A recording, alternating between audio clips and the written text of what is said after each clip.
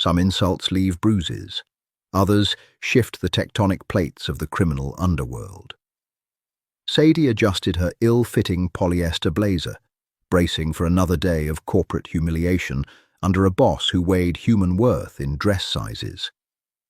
She was just the invisible assistant, swallowing the cruelty like stale coffee. But invisible people are the best at keeping secrets. And when a ruthless syndicate head happens to be standing in the shadows of the executive lounge, invisibility suddenly becomes the deadliest weapon in the room. The fluorescent lights in the copy room buzzed with a sound like dying wasps. Sadie stood over the machine, watching the blinding green bar scan back and forth across the glass. The air smelled of hot toner and the faint, sour scent of her own anxious sweat. Her tights were cheap, the nylon digging a trench into her waist, while the friction of her thighs rubbing together beneath her pencil skirt created a dull, familiar burn. It was a Tuesday. It felt like a Thursday. Are those the folios for the Apex pitch, or are you just admiring the blank paper? Sadie didn't jump. She just closed her eyes for a fraction of a second, letting the exhaustion wash over her before turning around. Greg leaned against the doorframe. He wore a suit that cost more than Sadie's car, tailored perfectly to hide his softening midsection. He smelled of metallic aftershave and peppermint gum, aggressively chewing as he looked her up and down. His gaze didn't linger on her face. It dropped to her chest, widened in brief disgust at her stomach, and settled on her scuffed practical flats. "They're printing now, Greg," Sadie said, keeping her voice carefully flat. Neutrality was armor. If she gave him nothing, he had less ammunition. "Make sure the binding is flush," he snapped, stepping into the small room and immediately taking up too much oxygen. "This isn't one of our usual mid-level slumlord clients. This is the Callahan account. Callahan." The name hung in the air, heavy and loaded. The firm officially referred to them as logistics and real estate investors. Everyone in the tri-state area knew they were the mob. They didn't break kneecaps in alleys anymore. They bought city blocks, influenced zoning boards, and buried their enemies in red tape and concrete foundations.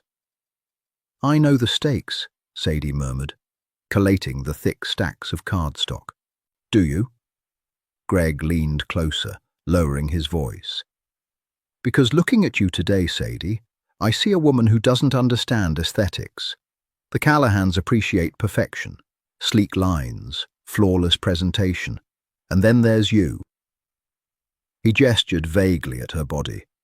"Lumbering around the conference room, breathing heavy. Try to stay out of sight, all right. Put the water pitchers out, lay down the folios, and disappear. Don't eclipse the architectural models." The words hit her chest like a dull thump. She didn't gasp. She didn't cry. A cynical, calloused part of her brain simply filed the insult away with the hundreds of others. Lumbering. Eclipse. He was getting creative. "I'll be invisible," she said. Her throat felt tight, restricted by both the rising lump of humiliation and the cheap fabric of her blouse. "Good girl." Greg checked his gold watch. "They're here in 20. Fix your hair. It looks greasy." He turned and walked out, his leather shoes squeaking faintly on the polished linoleum. Sadie exhaled a long, shaky breath, her hands gripping the edge of the copy machine until her knuckles turned white. She stared at her reflection in the dark glass of the feeder. Her dark hair was pulled back into a severe clip, a few stray wisps clinging to her damp forehead. She was soft where the corporate world demanded sharp angles. She took up space in a society that preferred women to shrink. Grabbing the heavy stacks of folios, she hauled them against her chest, the sharp edges digging into her skin, and began the trek to the main boardroom. The executive floor was a stark contrast to the cramped copy room. It was an expanse of brushed steel, floor-to-ceiling glass, and imported teak. The air conditioning was cranked so high it raised goosebumps on Sadie's arms. She moved methodically, placing a folio, a crystal glass, and a heavy silver pen at each of the 10 seats. She aligned them perfectly, a quarter-inch from the edge of the table. She was pouring the chilled, cucumber-infused water when the elevator banks chimed. A soft, melodic sound that signaled the arrival of predators. Sadie froze, the heavy glass pitcher suspended in her hand. Through the frosted glass walls of the boardroom, she saw silhouettes moving. 3 men, Greg's voice leaked through the heavy oak door, suddenly pitched an octave higher, dripping with sycophantic eagerness. "Mr. Callahan, an absolute honor. Right this way. The view from the main room is spectacular today." Sadie moved quickly, wiping a microscopic drop of condensation from the polished mahogany table. She intended to slip out the side door into the catering pantry, just as Greg had ordered. But her heel caught on the edge of the thick Persian rug. She stumbled, barely catching her balance, but the heavy pitcher in her hand sloshed loudly. The main doors opened. Greg froze, his plastic smile faltering as he saw her still in the room. Behind him stood 3 men. 2 were massive, built like brick walls draped in dark wool. But it was the man in the center who pulled the air from Sadie's lungs. Declan Callahan didn't look like a mob boss from a movie. He wasn't wearing a flashy pinstripe suit, and he didn't have slicked-back hair. He wore a charcoal suit that was unbuttoned, a crisp white shirt with no tie. He looked tired. Deep lines framed his mouth, and his eyes, a startling pale grey, swept the room with the casual, devastating efficiency of a man who evaluated every space for its exits and its threats. He smelled of cold rain, expensive tobacco, and old leather. His eyes stopped on Sadie. She stood frozen, her chest heaving slightly from the near fall, her face flushed a deep, humiliating red. She expected dismissal. She expected him to look through her, the way everyone else did. Instead, Declan stopped. The 2 behemoths behind him stopped instantly. The entire machinery of the room halted. He tilted his head a fraction of an inch, looking at her with a quiet, intense curiosity. He noticed the heavy pitcher trembling in her grip. He noticed the white knuckle strain in her fingers. "I apologize, Mr. Callahan," Greg stammered quickly, stepping in front of Declan to block his view of Sadie. The help was just finishing up. "Sadie out, now." Sadie swallowed hard, the dry click audible in the silent room. She lowered her head, the thick curtain of her hair falling forward to hide her burning cheeks, and scurried towards the side door. She felt massive. She felt clumsy. She felt the heavy, pale gaze of Declan Callahan following her every step until the solid wood of the pantry door clicked shut behind her. In the dim light of the catering kitchen, surrounded by the smell of bruised mint and industrial dishwasher soap, Sadie leaned against the stainless steel counter and squeezed her eyes shut.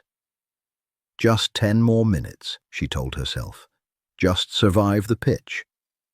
She had no idea the pitch was about to implode. The presentation was dying a slow, agonizing death. Sadie could hear it through the vents. She sat on an overturned milk crate in the catering pantry, her knees pulled tight together, listening to Greg dig his own grave. "As you can see on page 4, Greg's voice drifted through the metal grate, lacking its usual bombastic confidence. It sounded thin, reedy. He was sweating. Sadie didn't need to see him to know. "The retail spaces on the ground floor will maximize foot traffic, creating a synergistic revenue stream that offsets the residential overhead." Silence. Heavy, crushing silence. Then, a low, gravelly voice. "Declan." He spoke quietly, but the acoustics of the room seemed to bend to accommodate him. I don't care about the synergistic revenue stream, Greg. I care about the structural integrity of the sublevels. The zoning board flagged the water table on the south end. You haven't mentioned it. Well, the water table it's a minor hurdle, Greg fumbled. Papers rustled frantically. Is it? Declan asked. The question wasn't an invitation for debate. It was a scalpel. We have our top engineers looking at it, Greg lied. Sadie knew for a fact the engineering report had been buried because Greg didn't want to spend the money on an external consultant. I need the revised blueprints, Declan said, his voice dropping a decibel. Now. Of course, yes, just one moment. Footsteps approached the pantry door. Fast, angry footsteps. Sadie stood up quickly, brushing the dust from her skirt. The door was yanked open, hitting the rubber stopper with a violent thud. Greg stepped inside, pulling the door mostly shut behind him, leaving a crack just wide enough for a sliver of light to cut across the dark tile floor. His face was mottled red. The vein in his forehead throbbed.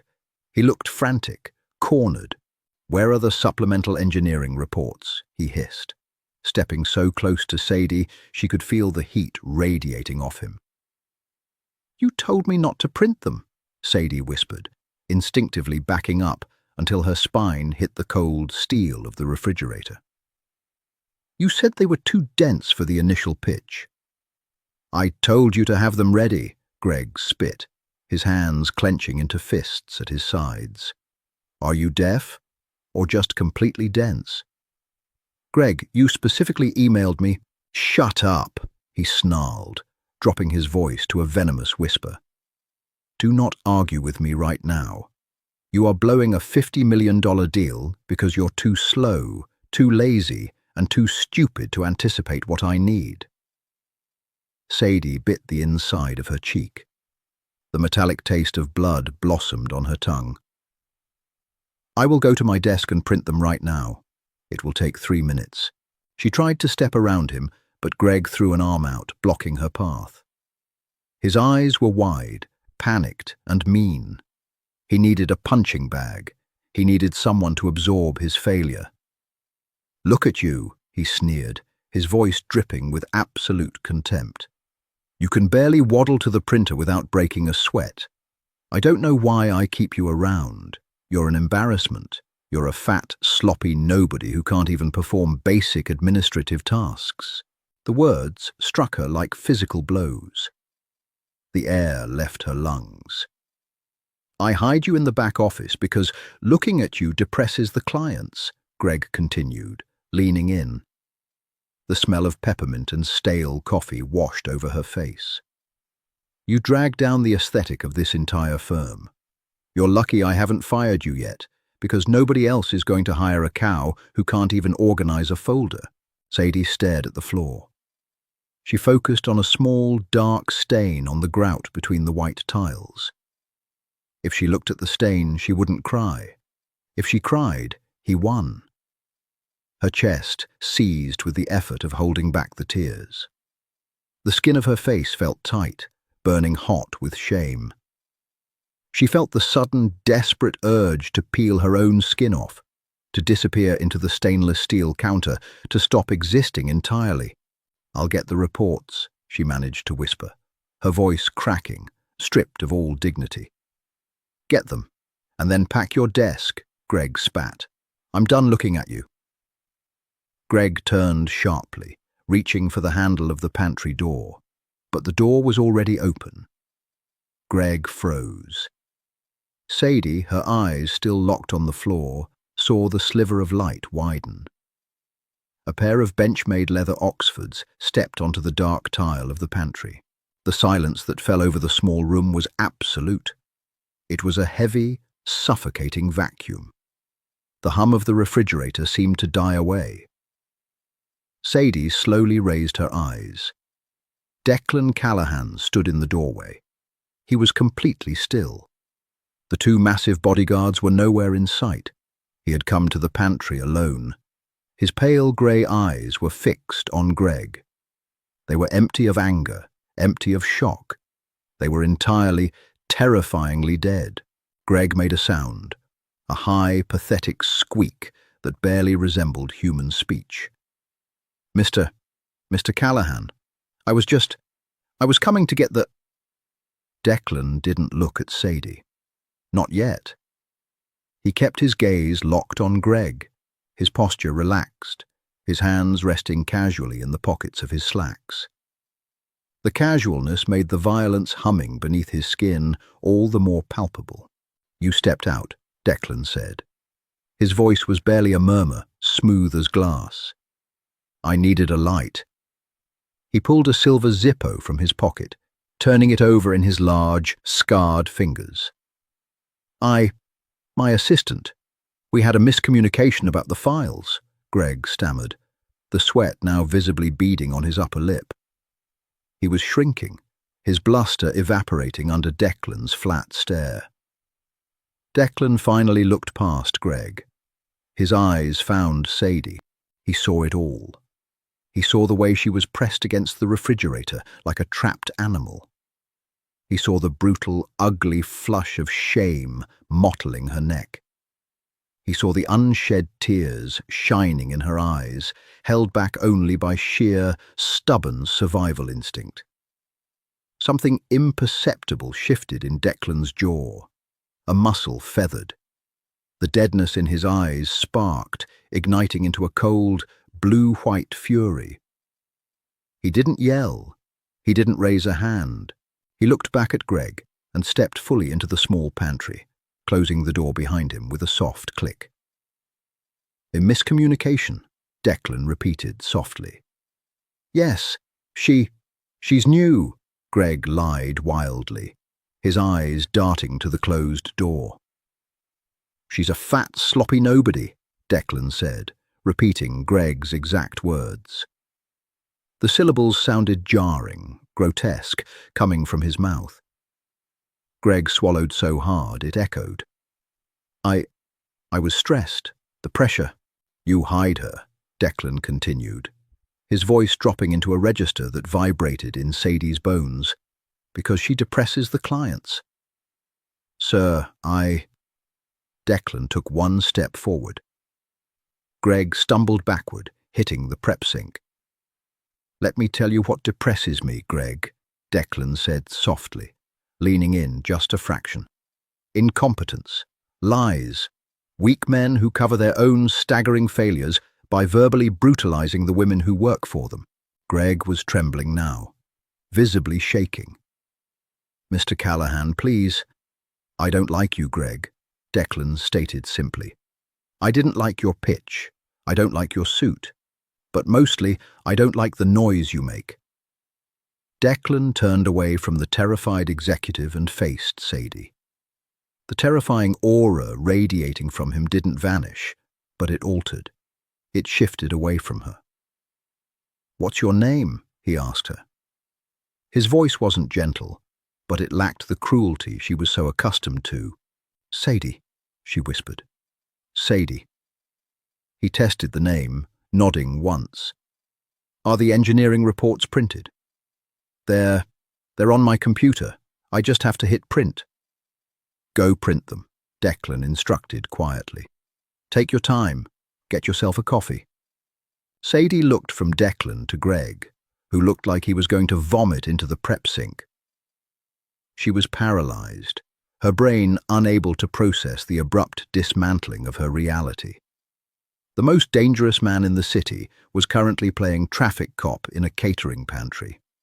"Go," Declan urged, a faint, almost imperceptible softening in his eyes. Sadie moved. She sidestepped Greg, keeping her back to the wall, and slipped out the pantry door, leaving the two men alone in the dim light. As the heavy door swung shut, she heard Declan speak one last time. "Now, Greg, let's talk about aesthetics."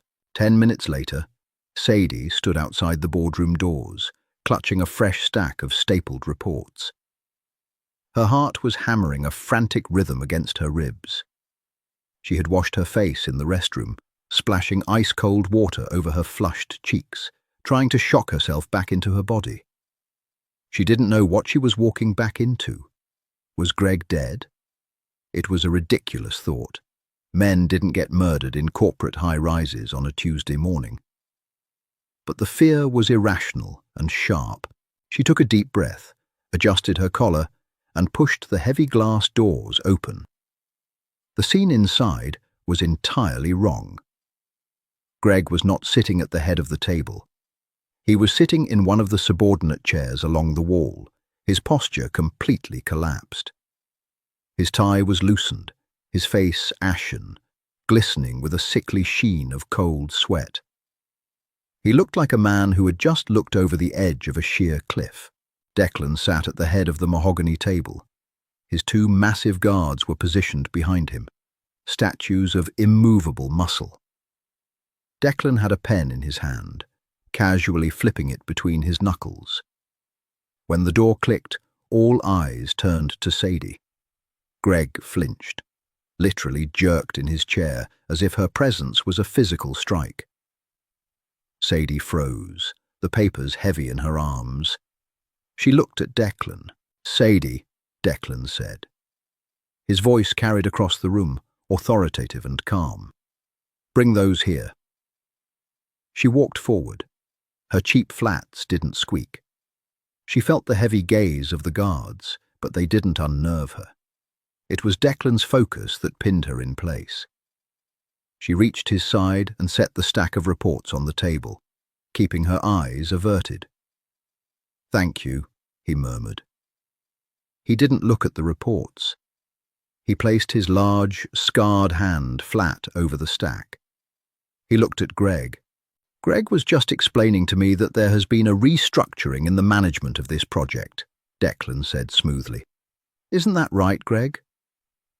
Greg swallowed, his Adam's apple bobbing frantically. Yes, sir."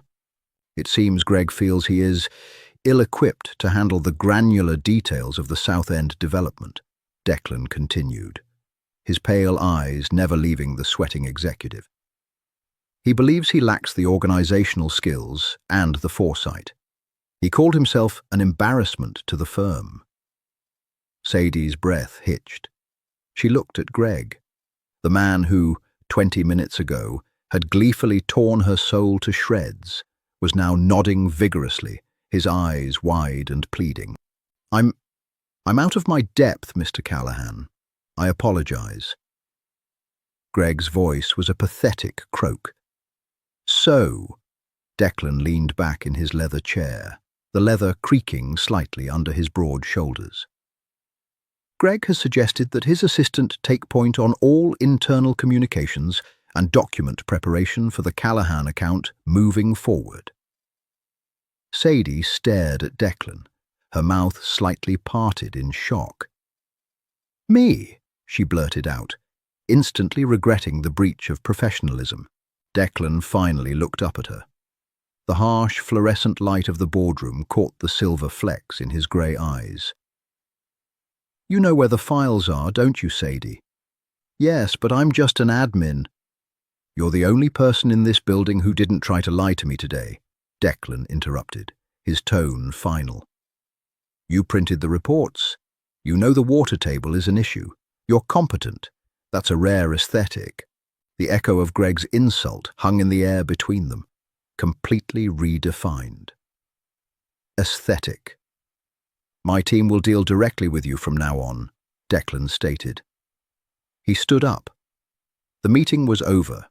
The two giants behind him mirrored his movement instantly. Declan buttoned his suit jacket, his eyes lingering on Sadie for a long, heavy moment. He wasn't looking at her the way Greg did. He wasn't assessing her flaws or calculating her worth based on her waistline. He was looking at her like she was a fixed point in a room full of moving targets. "I'll have my office send over the new contract terms this afternoon," Declan said to her, completely ignoring Greg. "Make sure they get on the right desk." "I will," Sadie said, her voice steadier than she felt. Declan nodded. He walked past her, close enough that she could smell the cold rain and tobacco again. As he passed, he paused, leaning down just slightly. "Don't let him speak to you like that again," Declan murmured, so low only she could hear it. "If he does, you call me." Before Sadie could process the weight of his words, Declan was moving again, his dark entourage sweeping out of the boardroom behind him, leaving a vacuum of stunned silence in their wake. Sadie stood by the table, her hand resting near the water pitcher she had nearly dropped earlier. Slowly she turned to look at Greg. He was still slumped in his chair against the wall. He looked broken, stripped of his power. He looked up at her, and for the first time since she had started working at the firm, Sadie saw real, unadulterated fear in his eyes. He was terrified of her, or, more accurately, he was terrified of the shadow standing behind her. Sadie didn't smile. She didn't gloat. The cynical part of her brain was already calculating the fallout, the reality that she was now inexplicably tied to a Mafia boss. But as she looked at Greg's pathetic, trembling form, the tight, suffocating knot of shame in her chest began to loosen. She picked up the silver pen Declan had been spinning, the metal still warm from his hands. "Greg," Sadie said, her voice cool and completely level, "I'm going to need you to move your things off my new desk by the end of the day." By Thursday, Sadie's new reality had settled into the office like a heavy, immovable piece of furniture. She had been relocated to a glass-walled office on the perimeter of the executive floor. It was meant to be a promotion, a physical manifestation of her new, terrifying authority. But to Sadie, sitting behind the massive, unblemished oak desk, it felt like an aquarium. She could see everyone. Worse, everyone could see her. The low-level whispering stopped whenever she walked to the break room. The junior executives who used to bump into her in the halls now flattened themselves against the walls to let her pass. They didn't respect her.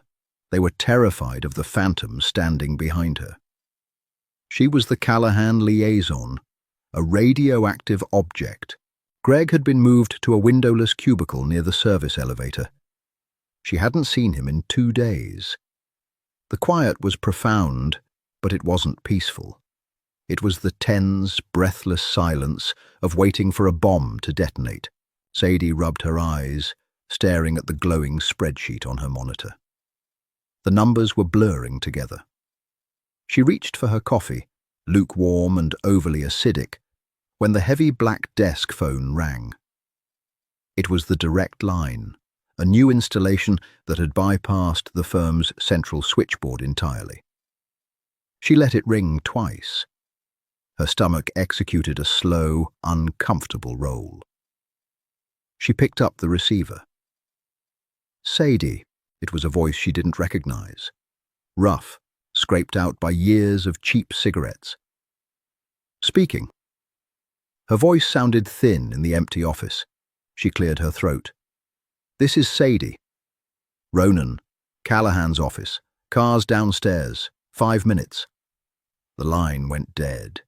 There was no greeting, no explanation, no room for negotiation. Sadie hung up the phone. Her hands felt clammy. She looked down at her outfit, a navy blue cardigan that had begun to pill at the elbows, and a pair of sensible grey slacks. Not exactly the armour one wore to meet a crime syndicate. But then again, Declan Callahan had already seen her at her absolute lowest.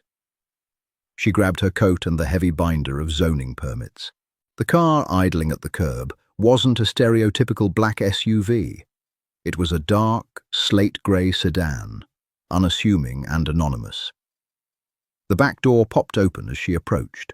She slid onto the cold leather seat. The smell of the interior was distinctly masculine. Leather conditioner, spearmint, and the faint, acrid bite of gun oil. Ronan drove in complete silence. He was a thick-necked man with a jagged scar cutting through his left eyebrow. He didn't look at her in the rearview mirror. They didn't go to a private club or a penthouse. The car crawled through the chaotic traffic of the South End district, pulling up to the perimeter of a massive construction site. Chain-link fences rattled in the cold November wind. The air was thick with the smell of wet concrete, diesel exhaust, and pulverized brick. "He's in the trailer," Ronan said, putting the car in park. Sadie stepped out. The wind immediately bit through her thin cardigan, whipping her dark hair across her face. She picked her way across the rutted, muddy ground, highly conscious of her cheap flats sinking into the muck. The job site trailer was a rectangular metal box propped on cinder blocks. Sadie climbed the metal grate stairs and pulled the aluminum door open. The heat inside was stifling, blasting from a small space heater in the corner. The walls were plastered with blueprints and municipal permits. At the center of the cramped space stood Declan. He was leaning over a drafting table, a yellow pencil tucked behind his ear, his sleeves rolled up to his forearms. The harsh overhead fluorescent light caught the fading yellow-purple bruises on his knuckles. He wasn't wearing the suit jacket today. He looked less like a mob boss and more like a weary foreman. He looked up when the door clicked shut. "Sadie." He stated her name like a fact. "Mr. Callahan." "Declan," he corrected quietly. He pointed the pencil at a folding metal chair in the corner. "Sit down. You look frozen." Sadie moved to the chair, clutching the binder to her chest like a shield. She sat, her knees pressed together. She didn't know what the protocol was here. Was she supposed to speak first? Declan turned back to the blueprints. "Your firm submitted the revised budget for the foundation pour." "Yes, I sent it over yesterday afternoon. It's 20% higher than the initial projection." He didn't sound angry. He sounded analytical. "The water table," Sadie said, finding her footing in the numbers. The numbers made sense. Numbers didn't hurl insults. The initial bore samples were taken during a drought. The engineers had to revise the depth of the pilings. More concrete, more labor hours. The projection is accurate, assuming the union doesn't strike next month. Declan stopped moving. He slowly turned his head to look at her. His pale grey eyes were unreadable, pinning her to the cheap metal chair. "Greg said the water table was a minor hurdle," Declan murmured. "Greg didn't read the geological survey," Sadie said. The honesty slipped out before her cynical brain could filter it. It was dangerous to badmouth a superior, but Greg was no longer her superior. He skimmed the executive summary and ignored the appendices. The appendices are where the expensive problems live. A slow, terrifyingly genuine smile touched the corner of Declan's mouth. It vanished as quickly as it appeared, but it changed the entire atmosphere of the cramped trailer. "You read the appendices," he noted. "I have to. Someone has to fix the spelling errors before they go to the city." Declan fully turned around, leaning his hips against the drafting table. He crossed his arms over his chest. He looked at her, really looked at her. Sadie felt the familiar, crushing weight of self-consciousness settle on her shoulders. She wanted to pull her cardigan tighter, to hide the soft curve of her stomach, to make herself smaller. But Declan wasn't looking at her body with disgust. He was looking at her face. He was looking at the dark circles under her eyes, the tense set of her jaw. "You're shaking," he said. "It's cold outside," Sadie replied defensively. Declan reached onto the drafting table and picked up a white paper bag. He walked over and dropped it into her lap. The bag was warm. The heavy smell of grease, salt, and roasted meat wafted up.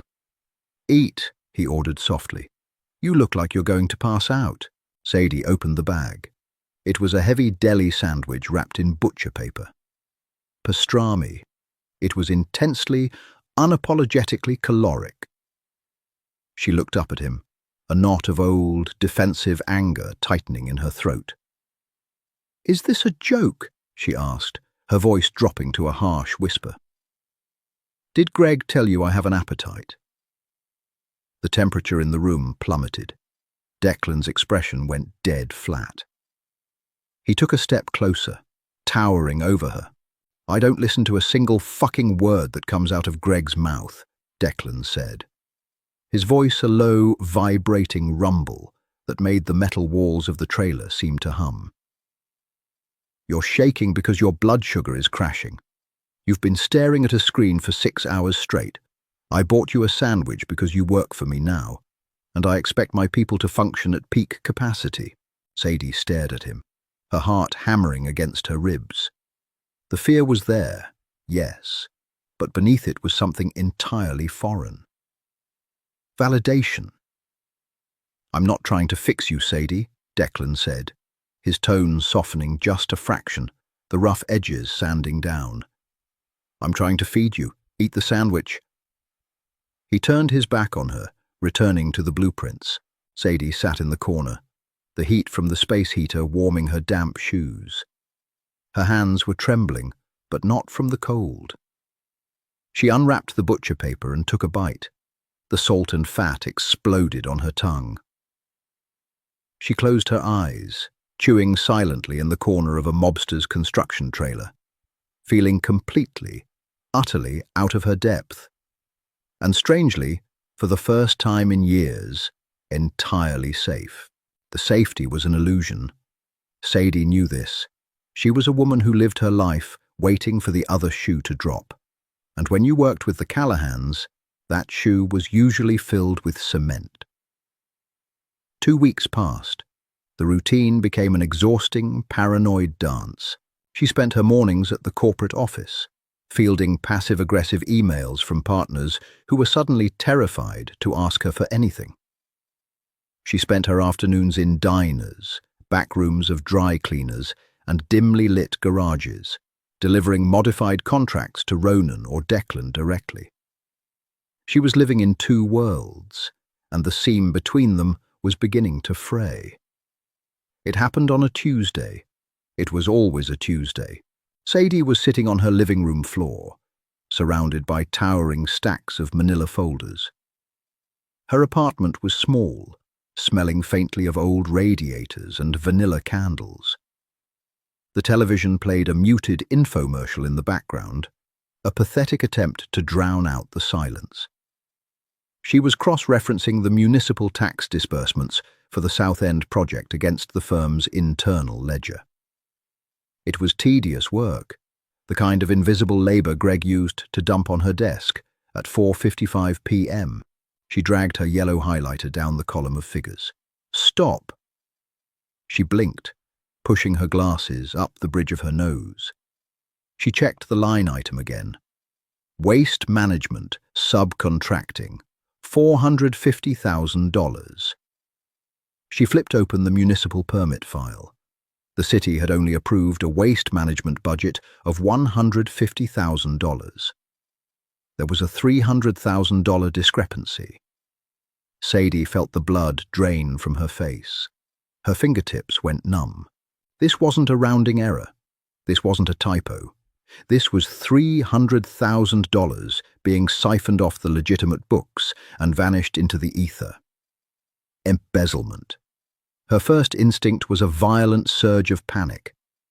If the Callahans were using the firm to launder money, she was now the central node. She was an accessory. But as she stared at the glowing numbers on her laptop, a colder, more cynical logic took over. The Callahans didn't need to skim $300,000 off a waste management contract. They owned half the docks in the city. The amount was too small, too sloppy. It wasn't Declan. It was Greg. Greg was bleeding the project. He was stealing from the mob, and he had deliberately routed the paperwork through Sadie's new office to make it look like she had approved the discrepancy. The realization hit her like a physical blow to the sternum. She couldn't breathe. The walls of her small apartment seemed to bow inward. Greg wasn't just a bully. He was trying to use her as a human shield against a syndicate that buried people in foundation pores. She looked at her watch. 11:40 p.m. She grabbed the burner phone from the coffee table. Her thumb hovered over the single contact saved in the memory. DC. If she called him, Greg was a dead man. She knew that with absolute, bone-chilling certainty. She was holding a man's life in her hands, a man who had humiliated her, degraded her, and made her hate her own reflection. She pressed call. He answered on the first ring. The line was quiet, no background noise. Sadie. His voice was heavy, rough with sleep. I found a leak, she said. Her voice didn't shake. The panic had crystallized into something hard and sharp. In the South End ledger, someone is skimming the waste management budget. A long silence stretched across the line. Sadie could hear the faint sound of fabric shifting. He was sitting up. How much? Declan asked. The sleep was gone from his voice. It was replaced by a quiet, lethal focus. 300,000 over the last 2 quarters. Where are you? At my apartment. Lock your door. Don't answer it for anyone. I'm sending Ronan. He'll be there in 10 minutes. Bring the ledgers. The line clicked dead. 40 minutes later, Sadie was standing in the back room of a high-end cigar lounge downtown. The air was thick with the smell of sweet tobacco, aged leather, and expensive bourbon. It was suffocatingly masculine. Declan sat in a high-backed leather chair, a crystal glass of amber liquid resting on his thigh. He wore a dark Henley shirt that clung to the heavy muscle of his chest, his posture completely relaxed. It was the relaxation of a predator that had already cornered its prey. He had been reviewing the highlighted folders for 10 minutes. He hadn't said a word. Sadie stood near the door, her arms wrapped around herself. She had thrown a heavy wool coat over her pajamas. She felt exposed, ridiculous, and entirely out of place in the opulent, smoky room. Finally, Declan closed the folder. He tossed it onto the glass coffee table with a heavy thud. "It's Greg," Declan said. It wasn't a question. He authorized the transfers using a legacy security clearance, Sadie explained, her voice steady despite the rapid beating of her heart. The money was routed to a Shell LLC, registered in Delaware. The LLC is owned by his brother-in-law. Declan looked at her. He took a slow sip of his bourbon, the ice clinking softly against the crystal. "You did the digging," he noted. "I had to be sure." "You realize what you've just handed me, Sadie?" Declan asked, his pale eyes tracking her face. "You've handed me the rope to hang him." "I know. Does that bother you?" Sadie looked at the floor. The Persian rug was intricate, woven with deep reds and gold. Did it bother her? She thought of the copy room. She thought of the word cow hissed in her face. She thought of the sheer, unadulterated terror she felt an hour ago, realizing she was being set up to take the fall for stealing from the Mafia. She looked back up at Declan. Her dark eyes were hard. "No," she said. "It doesn't." Declan watched her for a long moment. The silence in the room stretched, heavy and charged. He set his glass down on the table and stood up. He walked toward her, his movements slow, deliberate. Sadie forced herself not to step back. She held her ground, even as his massive frame blotted out the dim light of the lamps. He stopped inches from her. She had to tilt her head up to meet his gaze. He smelled of bourbon, smoke, and the cold night air. He reached out. Sadie flinched involuntarily, her eyes squeezing shut for a fraction of a second. But his hand didn't strike her. His large, calloused knuckles brushed lightly against the lapel of her wool coat, adjusting the collar where it had folded inward. It was a gesture of terrifying intimacy. "You're a ruthless woman, Sadie," Declan murmured, his voice dropping into a register that made her breath catch. "I like that." He stepped back, breaking the proximity, leaving her skin buzzing with cold electricity. "Go home," he ordered, turning back toward his chair. "Ronan will drive you. Take tomorrow off. Don't go into the office." "What are you going to do?" she asked, her voice a fragile whisper. Declan didn't look back at her. He poured himself another 2 fingers of bourbon. "I'm going to fix the plumbing," he said. "The leak is handled." Sadie didn't take the day off. It wasn't bravery, it was compulsion. Sitting alone in her apartment waiting for the evening news to report a mysterious disappearance was agonizing. Going to the office, putting on her armor of cheap slacks and neutral sweaters, gave her the illusion of control. The corporate floor was quiet on Wednesday afternoon. A heavy grey rain lashed against the floor-to-ceiling windows, blurring the city skyline into a smear of muted light. Sadie sat at her desk, staring at her monitor. She hadn't typed a word in an hour. At 4 p.m. the elevator doors opened. Sadie looked up, expecting to see a courier or one of the junior partners. Instead, Greg stepped out. He looked terrible. His suit was rumpled, as if he had slept in it. His tie was missing, and the top button of his shirt was torn off. He was unshaven, his eyes bloodshot and frantic. He carried a heavy cardboard banker's box. Sadie's stomach plummeted into her shoes. He wasn't dead. Greg walked onto the executive floor, his shoes leaving wet streaks on the carpet. He didn't look at anyone. He walked straight toward Sadie's glass office. She stood up, her hand instinctively reaching for the heavy brass paperweight on her desk. Greg shoved the glass door open. It banged against the metal stopper. He stood in the doorway, swaying slightly. He reeked of stale gin and panic sweat. "You," he wheezed, pointing a trembling finger at her. Sadie gripped the paperweight. "You're not supposed to be here, Greg. You were terminated this morning. The partners sent the memo." "Terminated?" Greg laughed, a wet, ugly sound that scraped against the back of his throat. "Terminated? You think they just fired me?" He took everything. In 3 hours, he froze my accounts. He put a lien on my house, and he told the partners if they didn't push me out, he'd burn the firm to the ground. "You stole $300,000 from the Callahans," Sadie said, her voice remarkably level. "You're lucky to be breathing." Greg lunged into the room. He slammed his hands down on her desk, leaning across the expanse of oak. His face was inches from hers, contorted with rage and desperation. "I needed that money. I was in debt," he spat, spittle flying from his lips.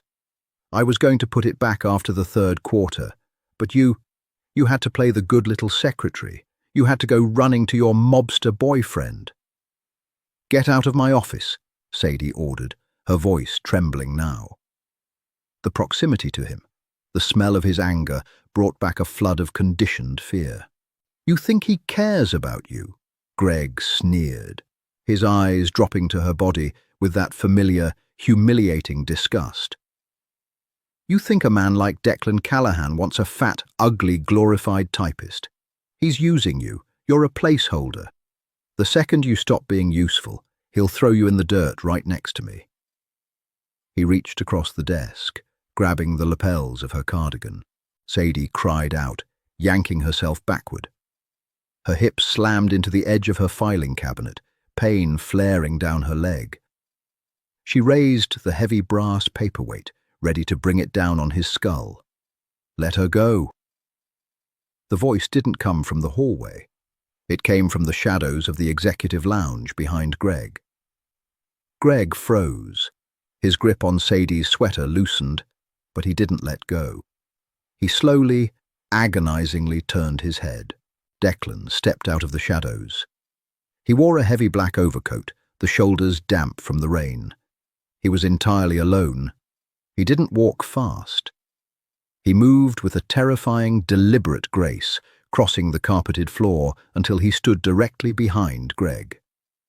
"I told you," Declan said, his voice a soft, vibrating hum of pure violence, "that I don't like the noise you make." Declan reached out. His large hand closed over the back of Greg's neck. It wasn't a push. It was a clamp. Greg let out a choked gasp, his fingers instantly releasing Sadie's sweater. Declan effortlessly hauled the man backward, away from the desk, and threw him toward the open office door.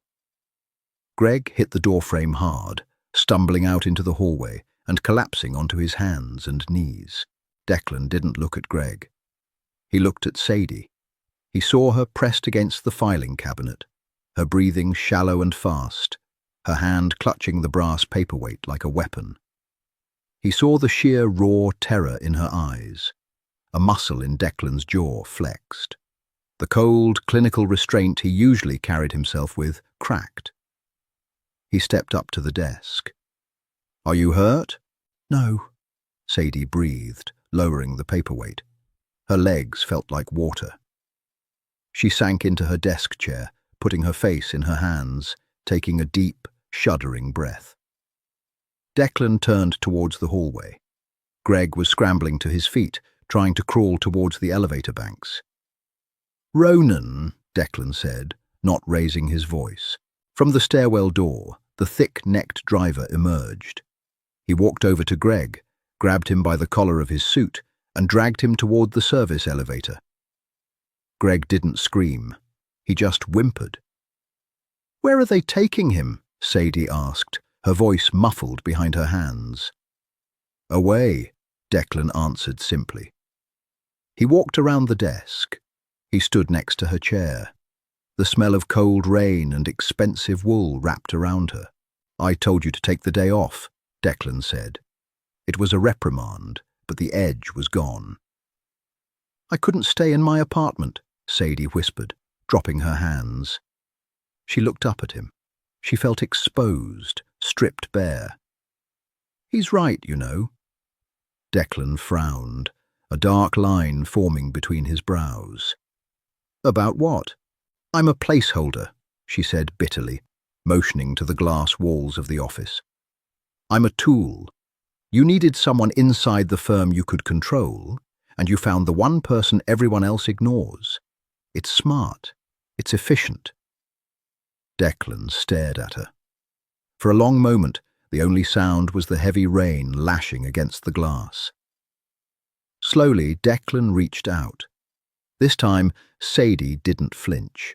He placed 2 fingers under her chin, his touch shockingly warm against her cold skin. He tilted her face up, forcing her to meet his pale grey eyes. "I don't keep placeholders, Sadie," he said softly, his thumb brushing lightly across her jawline. The touch sent a violent shiver down her spine. "I keep what's mine, and you've been mine since the second I watched you hold your ground in that pantry." He let his hand drop. "Get your coat," Declan ordered, turning away. "We're leaving." "Where are we going?" "I'm taking you to dinner, and then I'm buying you a lock for your door that actually works." The restaurant didn't have a sign, a menu, or windows. It sat beneath a functioning commercial butchery in the meatpacking district, accessible only through a heavy, unmarked steel door in a loading dock alley. Sadie followed Declan down a narrow staircase that smelled sharply of ozone, bleach, and cold, raw iron. Her cheap flats slipped slightly on the damp concrete. Before she could grab the rusted handrail, Declan's hand caught her elbow. His grip was entirely steadying, an iron anchor in the dim stairwell. He didn't let go until they reached the bottom. The dining room was a jarring contrast to the grim descent. It was a cavern of exposed brick, vaulted ceilings, and low, amber lighting. The air was thick with the rich, intoxicating aromas of rendered beef fat, roasted garlic, and heavily oaked red wine. There were only 6 tables. None of the patrons looked up when Declan walked in. It was the careful, studied ignorance of people who knew exactly how dangerous it was to stare. A waiter in a crisp black vest wordlessly guided them to a corner booth upholstered in deep red velvet. Sadie slid into the booth. The velvet dragged against the cheap polyester of her slacks, a tactile reminder of the vast, unbridgeable chasm between her tax bracket and his. Declan sat across from her. He shed his heavy overcoat, tossing it onto the empty chair beside him. The low lighting cast sharp shadows across the angles of his face, highlighting the faint, white scar that cut through his jawline. "You're quiet," Declan observed. He poured water from a frosted glass carafe into her glass. The ice clinked, loud in the muffled quiet of the room. "I'm recalibrating," Sadie said, keeping her voice low.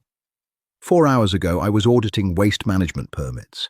Now I'm sitting in a mob speakeasy, pretending I didn't just watch a man get dragged to a service elevator. "He's alive," Declan stated, unbothered. He picked up his water glass.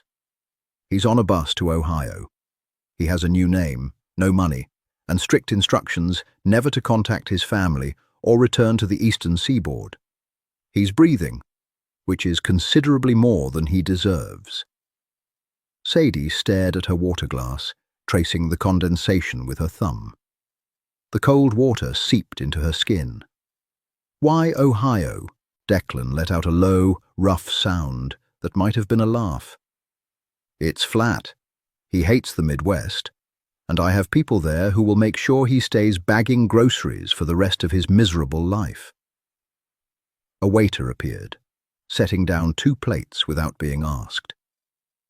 Thick cuts of dry-aged ribeye, swimming in a dark, glossy marrow reduction, accompanied by roasted root vegetables that smelled earthy and charred. "Eat," Declan ordered gently. Sadie picked up her knife. The heavy silver handle felt foreign in her grip. She cut a piece of the meat. It melted on her tongue, an explosion of salt, fat, and iron. It was the best thing she had ever tasted. The sheer indulgence of it made a lump rise in her throat. "I don't belong here," Sadie whispered, her fork clattering softly against the porcelain plate. "Where?" Declan asked, chewing slowly. "In this restaurant, in this life." She looked up, meeting his pale, unwavering gaze. "I'm a mid-level administrator. I buy generic brand coffee to make rent. I get nervous when I have to return an item at the department store. I'm not cut out for whatever this is, for violence, for you." Declan set his knife down. He leaned forward, resting his forearms on the heavy oak table. The faint scent of his cologne, cedarwood and rain, cut through the heavy smell of roasted meat. "You think you're soft," Declan murmured, his voice a low vibration that seemed to bypass her ears and hum directly in her chest. "Because the corporate world told you that being quiet and carrying extra weight made you weak. They lied to you, Sadie." He reached across the table. His large, scarred fingers covered her trembling hand. His palm was rough, hot against her cold knuckles. "I live in a world of sharks," Declan continued, his eyes locked on hers. "Men who would cut their own mothers' throats for a 5% bump in territory. I know what predators look like, and I know what survivors look like." His thumb stroked the back of her hand, a slow, deliberate friction. "You didn't break today. You picked up a brass weight and prepared to cave a man's skull in to protect yourself. You uncovered a $300,000 embezzlement scheme and didn't blink when you handed me the execution warrant. You are entirely ruthless, Sadie. You just haven't had the wardrobe for it yet." The contradiction tore at her. She wanted to pull away, to claim moral high ground, to run back to her miserable, safe cubicle. But his hand was warm. His gaze was the first true mirror she had ever looked into. He didn't see a fat, invisible admin. He saw iron. "What happens now?" she asked, her voice failing her, reducing to a hoarse whisper. "Now," Declan said, his grip tightening just a fraction on her hand. "You finish your steak, and tomorrow we buy you a new desk." Winter bled into a bitter, wet spring. The city thawed, but the dirt beneath it remained frozen. Sadie's life had fundamentally, irreversibly shifted. She no longer worked for the architectural firm. She worked directly for Callahan Logistics. Her title was Director of Compliance, a hilariously sanitized term for what she actually did. She laundered the syndicate's brutal reality into perfectly legal, airtight paperwork. She lived in a new apartment. It was a sprawling loft in a renovated warehouse, paid for by a shell corporation she managed. The walls were exposed brick, the floors polished concrete. It smelled of expensive vanilla diffusers and new leather furniture. The front door was reinforced steel, outfitted with a biometric lock that clicked with a heavy, satisfying thud of finality every time she came home. It was a gilded cage, and she had forged the bars herself. It was a late Thursday night.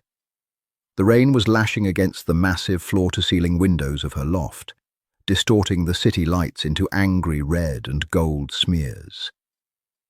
Sadie stood in the kitchen, pouring herself a glass of aggressively expensive Cabernet. She wore a silk robe, a gift from Declan that felt like cool water against her skin. She took a sip of the wine. It tasted of dark berries and smoke. She was tired, a deep, bone-aching exhaustion that came from spending 12 hours lying to federal tax auditors. The heavy steel door of her loft chimed, a low electronic pulse. The biometric lock engaged, grinding heavily before the door swung open. Only 2 people had access. Sadie didn't turn around. Footsteps echoed on the polished concrete. Heavy, deliberate. The smell of the wet city street and stale tobacco filled the pristine kitchen. Declan walked up behind her. He didn't say a word. He just wrapped his massive arms around her waist, pulling her back flush against his chest. His heavy wool coat was damp, the rough material scraping against the smooth silk of her robe. Sadie let out a long, shuddering breath, her head dropping back to rest against his shoulder. The contrast was stark, her softness yielding to his brutal, unyielding muscle. "The auditors?" Declan asked, his voice a low rumble against her ear. "Satisfied," Sadie murmured, closing her eyes. "I buried the offshore transfers in the municipal waste write-offs. They didn't even blink. It's clean." "You're a genius," he breathed, pressing his face into the heavy curtain of her dark hair. He inhaled deeply, as if drawing oxygen from her scent. "I'm a criminal," she corrected cynically, opening her eyes to stare at the dark red wine in her glass. Declan turned her around. His hands gripped her hips, his thumbs pressing into the soft flesh of her waist. He looked exhausted. Dark circles bruised the skin under his pale eyes, and a fresh cut tracked along his cheekbone. He had spent the day dealing with the messy, violent side of the business, so she could sit in a climate-controlled office and lie. "Does it bother you?" he asked, echoing the question he had asked her months ago in the cigar lounge. Sadie looked at the cut on his cheek. She reached up, her thumb lightly grazing the inflamed skin just beneath the laceration. He leaned into her touch, his eyes fluttering shut for a fraction of a second. The most dangerous man in the city, seeking comfort in the dark corner of her kitchen. "It bothers me that it doesn't bother me," she admitted, her voice raw. Declan's eyes snapped open. The hunger in them was sudden and terrifying. It wasn't the polished, choreographed romance of movies. It was raw, desperate, and imperfect. He kissed her. It was a collision of teeth and heat, bruising and absolute. His hands tangled in her hair, pulling her head back to deepen the angle, swallowing her startled gasp. Sadie dropped the wine glass. It shattered on the concrete floor, sending a spray of dark red liquid and crystal shards across the kitchen. But neither of them flinched. She gripped the damp lapels of his heavy coat, anchoring herself to him as the room spun. The kiss tasted of rain, tobacco, and the faint metallic tang of blood from his split lip. It was chaotic. He pushed her backward until her lower back hit the cold marble edge of the kitchen island. His hands were rough, impatiently shoving the silk robe off her shoulders. The cool air hit her bare skin, followed instantly by the searing heat of his mouth against her neck. He wasn't gentle. He worshipped her with the desperate, greedy intensity of a starving man. "Declan," she gasped, her hands clumsily wrestling with the heavy buttons of his coat, desperate to feel his skin. He tore his mouth away from her neck, breathing heavily, his chest heaving against hers. He looked down at her, his pupils blown wide, eclipsing the pale grey. He looked at her body, at the curves she had spent her entire life trying to hide, the softness that the corporate world had deemed a failure. "You're beautiful," he rasped, his voice tearing at the edges. "You are completely devastatingly beautiful." He didn't just say it. He looked at her as if she was the only fixed point in a violent, spinning universe. The last remnants of Sadie's shame, the ghostly echo of Greg's insults, the years of shrinking in boardrooms, evaporated in the heat of his gaze. She pulled his face back down to hers.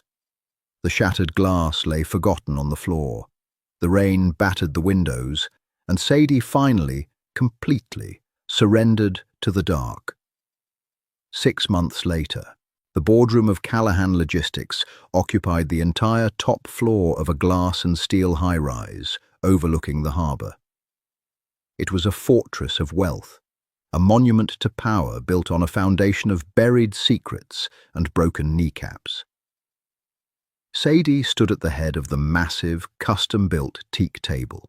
She wore a sharply tailored forest green blazer that nipped perfectly at her waist, over a black silk blouse. The fabric was expensive, moving silently with her.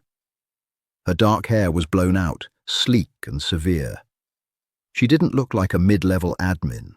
She looked like a woman who could end a career with a single keystroke. But the collar of the silk blouse rubbed slightly against the nape of her neck, a tiny, irritating friction. It was a grounding sensory detail, a quiet reminder that beneath the expensive armor, she was still the woman who used to cry in the catering pantry. She just had sharper teeth now. 10 men sat around the table. They were contractors, union bosses, and city planners. They were hard men with calloused hands and greedy eyes. They were all looking at Sadie. Behind her, leaning casually against the floor-to-ceiling window, stood Declan. He wore a perfectly cut charcoal suit, his arms crossed over his chest. He was silent. He was the sword, but Sadie was the hand that wielded it. "The revised zoning permits for the docks have been approved," Sadie said, her voice clear, commanding, and utterly devoid of hesitation. She didn't use notes, she held their eyes, one by one. "However, the city is demanding a 20% increase in the environmental impact fees." A murmur of discontent rippled through the men. A union boss slammed a meaty hand on the table. 20% is robbery," the man barked, glaring at Sadie. "Tell them to shove it. We'll strike the port." Sadie didn't flinch. She didn't shrink. She placed her manicured hands flat on the teak table and leaned forward slightly. "You will not strike the port, Mr. Russo," Sadie said, her voice dropping an octave, slipping into a cold, deadened register she had learned entirely from the man standing behind her. "You will absorb the 20%, because if the port shuts down, the overseas shipments rot. And if the shipments rot, Mr. Callahan loses money. And you know what happens when Mr. Callahan loses money." The room went dead silent. the heavy, suffocating silence of absolute fear. Russo swallowed hard, the bluster draining from his face. He looked past Sadie, his eyes darting to Declan's impassive face, before quickly looking down at his hands. "We'll absorb the fee," Russo muttered. "Excellent," Sadie said, straightening her posture. "The contracts are in front of you. Sign them. Leave them on the desk on your way out." She turned around, effectively dismissing the most powerful men in the city's infrastructure. She walked over to Declan. The men scrambled behind her, the frantic scratch of expensive pens on heavy paper filling the room. Within 30 seconds, the heavy oak doors clicked shut, leaving Sadie and Declan entirely alone. Sadie let out a long, slow breath, her shoulders dropping slightly as the adrenaline receded. She walked over to the side table and poured a glass of chilled, cucumber-infused water. Declan stepped up behind her. He didn't wrap his arms around her this time. He simply stood close enough that the heat radiating from his massive frame seeped into her back.